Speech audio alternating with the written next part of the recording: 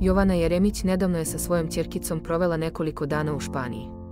Sa prelepih lokacija redovno se oglašavala, deleći sa pratiocima fotografije u kupaćem kostimu i pokazujući da je konačno pronašla unutrašnji mir. Nakon teškog perioda i gubitka oca, Jovana je smogla snage da krene dalje. Kako kaže, u tome joj je veliku podršku pružio njen bivši partner Vojislav Milošević.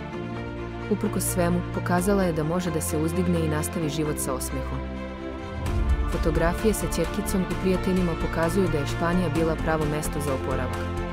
Ali ono što je sve najviše iznenadilo bila je njena posljednja objava. Na jednoj od španskih ulica, Jovana se izula bosa i pozirala nasmejana u lepršavoj beloj haljini sa golim ramenima. Kosa razbarušena, osmeh na licu, a ispod fotografije jednostavna poruka. Diva pred vratima hrama. Sloboda. Ljubav. Zauvek. U toj rečenici, čini se, stala je čitava njena priča. Snaga žene koja ne odustaje i koja kroz svaki pad pronađe put do svetlosti. Sa druge strane, njen bivši suprug Vojislav otvoreno je govorio o svojim životnim iskušenjima. Istakao je da su ga rđavi ljudi iskušavali, ali da je naučio da nosi svoj krst, baš kao što ga je nosio onaj kome veruje. Zahvalan je, kaže, što uprkos svemu živi život dostojan pravog čoveka i da će, bez obzira na prepreke, nastaviti da ide napred. Uprkos svim izazovima, Jovana i Vojislav ostaju primjer da posle svega ipak dolazi mir.